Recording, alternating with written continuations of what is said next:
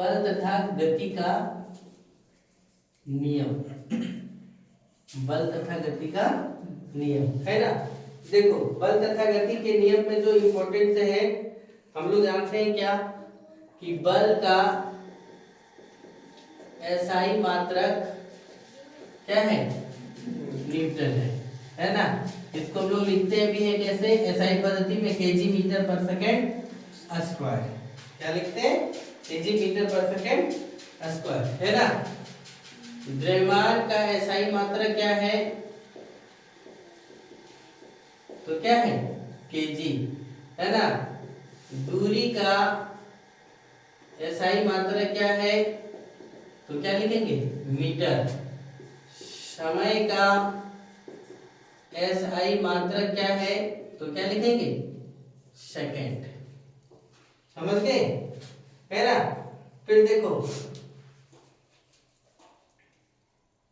बल बराबर होता है यानी एफ बल बराबर फॉर्मूला होता है द्रव्यमान गुने क्या त्वरण।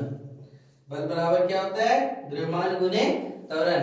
बल को इंग्लिश में लिखते हैं एफ, द्रव्यमान को एम और त्वरण को क्या ए। इसलिए फार्मूला क्या निकलता है, एफ बराबर एम ए। एफ बराबर क्या लिखते हैं, एम ए लिखते हैं। ठीक है। फिर देखो यहाँ पर हम लोग समझेंगे न्यूटन को केजी मीटर पर सेकंड स्क्वायर लिखे हैं और हम लोग 1 केजी बराबर कितना लिखते हैं जानते हैं क्या, 9.8 न्यूटन। ये इंपॉर्टेंट फैक्ट है। 1 केजी बराबर कितना 9.8 न्यूटन है ना। और फिर देखो क्या है कि संवेग,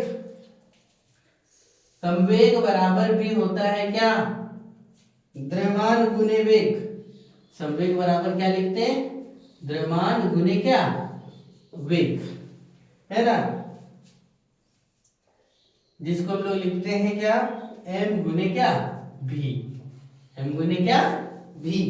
पी बराबर क्या लिखते हैं मोमेंटम, पी बराबर एम गुने कितना भी। ऐसे फॉर्मूला लिखते हैं। देखो कुछ क्वेश्चन दिया हुआ है, आप लोग बताएंगे, बनाने का काम करेंगे कि 4 वस्तु ए बी सी डी। देखो जड़त्व में एग्जाम्पल दिया हुआ है, जड़त्व में ए का वजन 6 केजी, बी का वजन 10 केजी है ना, सी का वजन 15 केजी और डी का वजन 18 केजी। तो सवाल किया है कि किसका जड़त्व अधिक है, किसका जड़त्व अधिक है।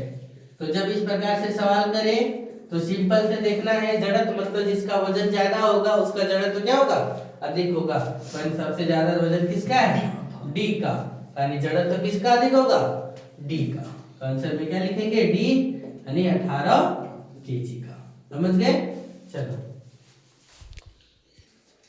एक एग्जांपल देखिए क्या लिखा हुआ है कि लिखा है कि 2 केजी द्रव्यमान वाली कोई वस्तु है ना, यानी उसका वस्तु का द्रव्यमान कितना दिया हुआ है, ध्यान से देखेंगे। द्रव्यमान दिया हुआ है कितना 2 केजी और क्या दिया हुआ है कि वस्तु को 5 मीटर पर सेकंड के स्पीड से, यानी त्वरण जो दिया हुआ है यानी m दिया हुआ है वो कितना 2 केजी, ये दिया हुआ वो कितना 2 मीटर कितना 5 मीटर पर सेकंड स्क्वायर, यानी त्वरण दिया हुआ 5 मीटर पर सेकंड स्क्वायर। तो पूछा है आपसे क्वेश्चन कि इसको त्वरित करने के लिए कितनी बल की आवश्यकता होगी, यानी बल बराबर यानी F बराबर वाट। तो हम लोग अभी फार्मूला देखें कि बल बराबर क्या होता है द्रव्यमान गुने क्या, द्रव्यमान गुने त्वरण, यानी कितना होगा F बराबर m गुने a, यानी कितना 2 केजी गुने कितना 5 मीटर पर सेकंड स्क्वायर।